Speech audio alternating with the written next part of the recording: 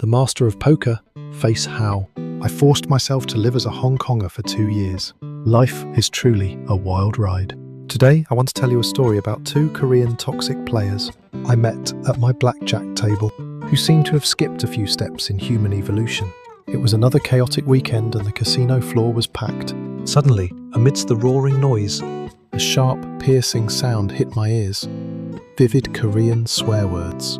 If you are abroad, hearing your mother tongue should be heartwarming, right? Well, not this time. It gave me instant goosebumps. My spidey sense was tingling, and, of course, they were assigned to my blackjack table. Now, in the casino industry, certain tourists from LA have a notorious reputation for being, let's just say, royally impolite. As a fellow Korean, I was so utterly embarrassed by their behaviour that my survival instinct kicked in. I thought, all right, starting today, I don't speak Korean. I am a citizen of the universe. I immediately switched to full, clueless local mode, spacing out my eyes and pretending I couldn't understand a single word. As expected, their manners were as cheap as their bets. Listening to them talk was like watching a train wreck. Hey, look at this guy. Isn't he a total Chinese? He's got that exact look. Then douchebag number 2, trying to use his last 2 remaining brain cells, whispered, "Hey, keep it down," just in case. He might be Korean. Inside, I was screaming, "Bingo, you clowns!" But outwardly, I kept dealing with a deadpan face. In our casino, we have a beautiful system. We deal for 45 minutes and get a 15-minute break. My saviour for the next shift happened to be my best bud William, a fiery guy from Hong Kong. Right before the votation, I pulled Bill aside for a top-secret operation. "Bill, I've got 2 soul-sucking trolls at my table. When you come to relieve me, yell something at me in loud Cantonese. I'll pretend to understand and react, so they think I'm from Hong Kong." 45 minutes flew by, and it was showtime. Bill walked up to the table with Oscar-worthy confidence and shouted at the top of his lungs, "點解你一定要做香港人?" Without missing a beat, I flashed a flawless, natural smile and replied, "Ha-wah, ha-wah." Good. It was a cinematic masterpiece. As I elegantly walked away from the table, douchebag number 1's triumphant voice stabbed me in the back. "See?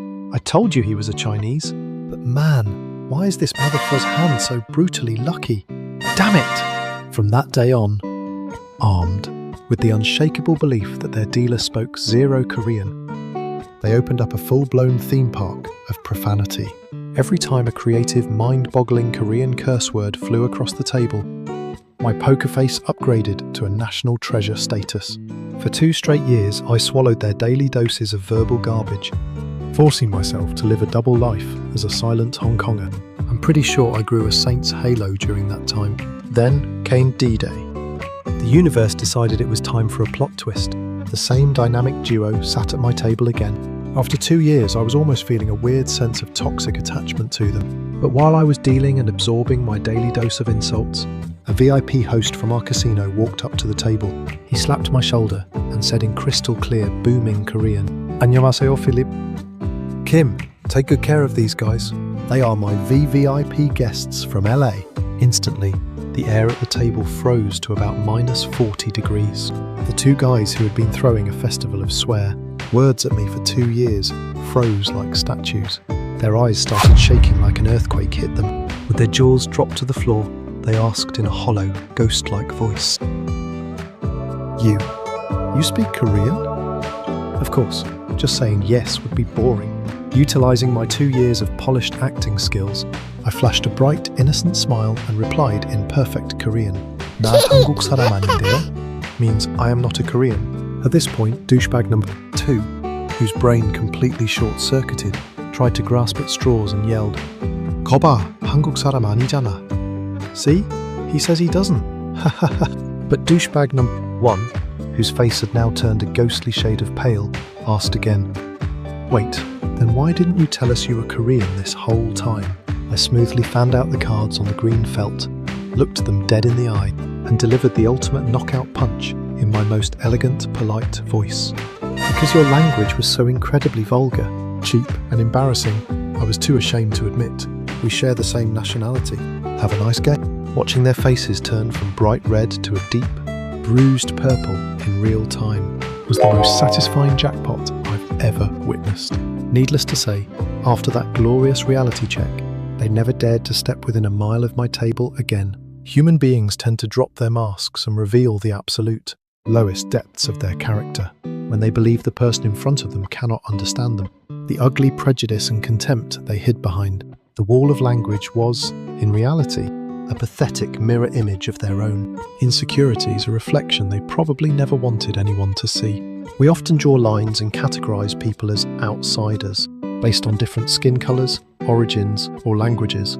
But after playing my part in that bizarre 2-year theatre, I realized one thing: we are all ultimately sitting around the exact same table called Planet Earth, playing the same game of life.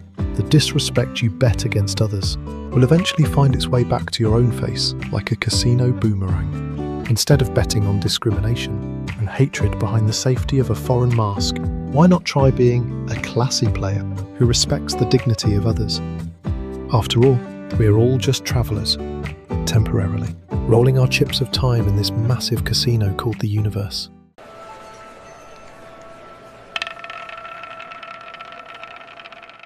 Thank you for watching. My YouTube channel name is The Casino Veteran.